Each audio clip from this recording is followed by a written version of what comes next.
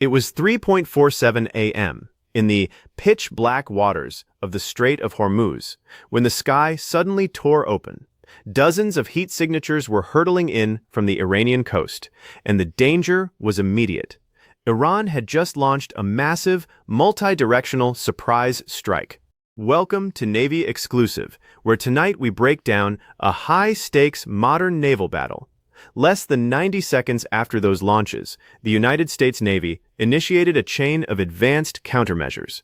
What followed was an absolute masterclass in naval warfare, causing the entire battlefield to spiral completely beyond Iran's control. And folks, that was just the beginning. The Strait of Hormuz remains one of the most volatile choke points on the planet, a narrow strip of water where global energy security is constantly under threat. For the Islamic Revolutionary Guard Corps, or IRGC, these restricted waters are a strategic backyard. It is a domain where they constantly try to project asymmetric power against superior forces. Tonight, the United States Navy Task Force is conducting a critical freedom of navigation patrol. This elite group is led by the guided missile destroyer USS Mason, closely followed by the USS Arleigh Burke and the USS Truxton. Suddenly, the radar screens light up with activity. Dozens of IRGC mosquito boats, ultra-fast watercraft with incredibly low radar signatures, surge out from small coastal inlets. They are accompanied by waves of low-flying Shahed suicide drones. These assets are deployed with a specific, dangerous purpose. They want to saturate American radar screens, attempting to lure the three heavy destroyers into a near-shore kill zone. That is exactly where heavy coastal missile batteries lie in wait, ready to spring a deadly trap. High above the dark waters, Iranian relay drones establish a digital bridge. These aerial nodes transmit real-time targeting data, connecting the fast attack craft directly with inland command centers. This allows the incoming swarm to adapt and redirect its assault dynamically, responding to every move the American ships make. But the U.S. Navy is not caught off guard. The response from the task force is immediate and completely synchronized, as every sailor springs into action. Aboard the USS Mason, the advanced Aegis combat system instantly shifts to a full combat posture. The system works rapidly to manage the dense attack pattern of the incoming swarm. At the same time, the USS Arleigh Burke activates its auxiliary tracking arrays. It begins sharing critical target data with the Mason, a vital step to prevent sensor saturation across the fleet. Meanwhile, the USS Truxton prepares its long-range interceptor missiles for the very first defensive engagement. The powerful Spy-6 radar begins high-resolution sweeps, cutting through the darkness across the entire horizon. The American formation executes aggressive tactical maneuvers, using high-speed turns to disrupt Iran's multi-directional encirclement attempt.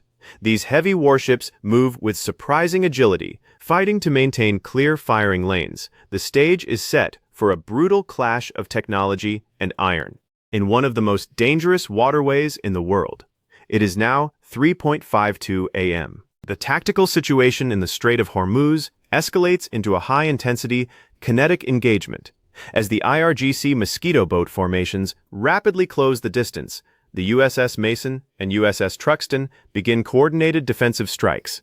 From their Mark 41 vertical launch systems, volleys of RIM-162 ESSM missiles are fired into the night sky.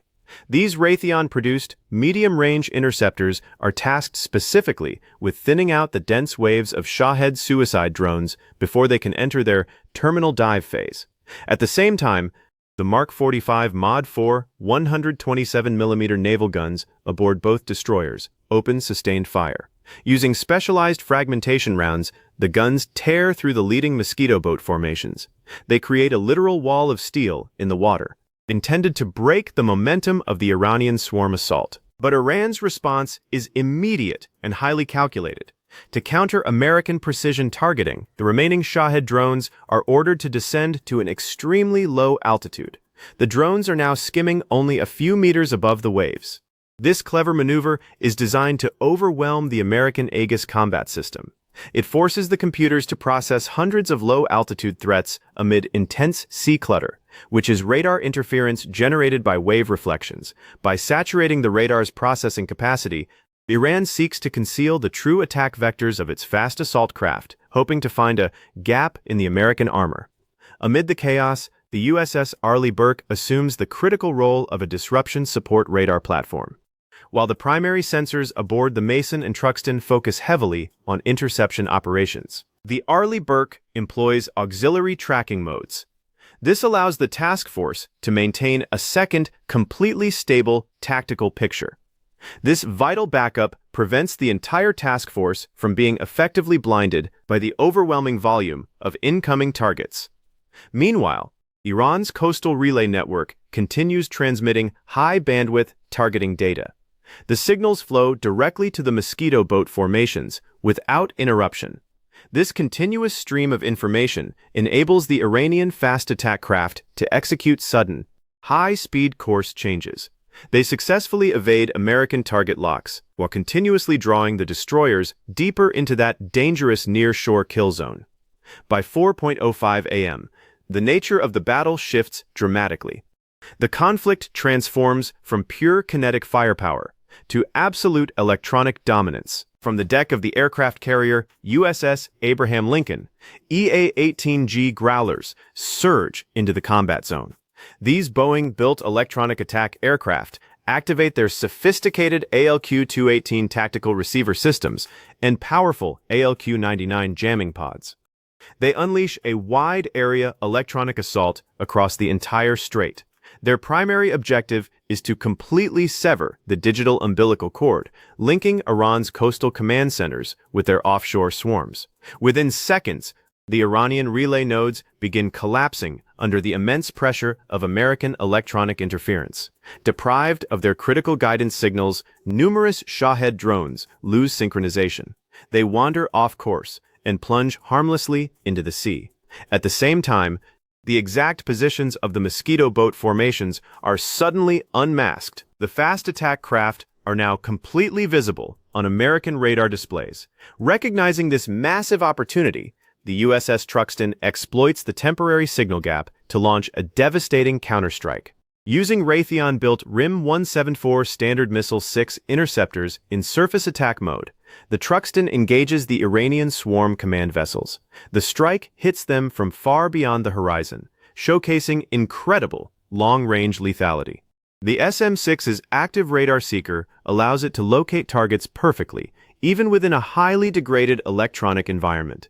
This capability effectively restores American control over the battle space. Far from the immediate engagement zone, F-35C Lightning Two stealth fighters enter the airspace, having launched from the USS Abraham Lincoln. These advanced stealth aircraft employ cutting-edge sensor fusion technology, merging data from every available source into a single picture. This high-resolution tactical picture is then distributed across the entire task force through the Multifunction Advanced Data Link, or MADL.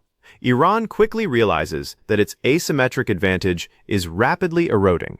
In response, they retaliate by activating every available SAM launcher and maritime radar installation along the Hormuz coastline.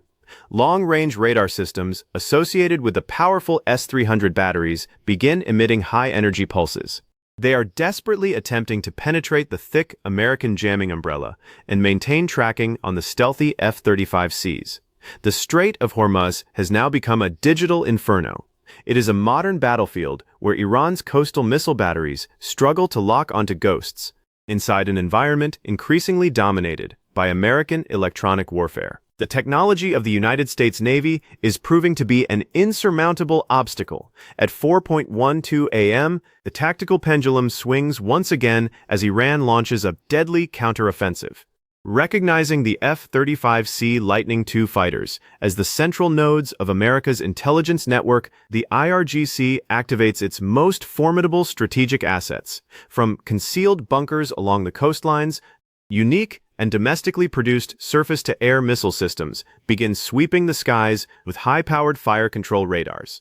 At the same time, heavy coastal electronic warfare complexes unleash concentrated jamming attacks. They target the American Link 16 and MADL frequencies. This digital assault successfully degrades the F-35C's ability to share a unified tactical picture with the destroyers. For the first time in the battle, the F-35C pilots are forced into a local tracking mode. They must rely solely on their onboard AN/APG-81 radar and electro-optical targeting systems. Exploiting this temporary communications disruption, the Mosquito boat fleet executes a high-speed, multi-axis surge.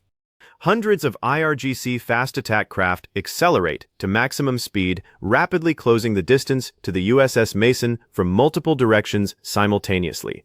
The overwhelming mass of incoming threats creates an unprecedented level of mission saturation for the brave American crews operating the defense systems.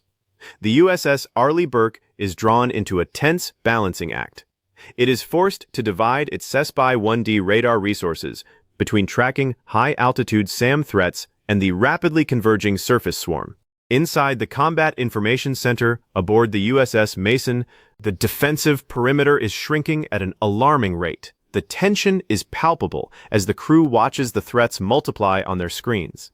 As the fast attack craft penetrate deep into the inner defensive layer, the American destroyers find themselves in an increasingly dangerous position. The sheer density of the Iranian swarm threatens to punch straight through the Aegis defensive bubble. At 4:18 a.m., facing the catastrophic risk of system overload, the commander of the U.S. Task Force executes a high-risk tactical shift. The three destroyers, USS Mason, USS Arleigh Burke, and USS Truxton, are ordered to reduce speed. They transition into a tight, defensive box formation. This calculated maneuver sacrifices mobility in exchange for maximum firepower density and greater stability. It is exactly what they need amid an increasingly intense electronic warfare environment. By slowing down, the destroyers are able to concentrate the full processing power of their Aegis systems. They focus entirely on terminal stage defense operations. The USS Mason and USS Arleigh Burke unleash continuous volleys of RIM-162 ESSM missiles and 5-inch Mark 45 naval gunfire. They specifically target the low-flying Shahed drones, attempting to clear a path before the fast attack craft can arrive. The objective is straightforward: achieve maximum kinetic attrition against the swarm before it can reach the hulls of the ships. Aboard the USS Truxton, the crew carefully reserves its most powerful weapons for the highest priority threats. The Raytheon-produced RIM-162 standard SM-6 interceptors are held specifically for Vampires, which are high-speed anti-ship missiles. These deadly missiles could be launched either from Iran's coastline or from specialized fast attack platforms hidden within the swarm. As the distance closes to under 2,000 yards, the engagement devolves into brutal, close-range combat. Dozens of Mosquito boats are absolutely shredded by the intense naval gunfire. Yet, despite the heavy losses, some still manage to penetrate the missile defense screen. This critical breach triggers the final defensive layer, the Mark 15 Phalanx close-in weapon system.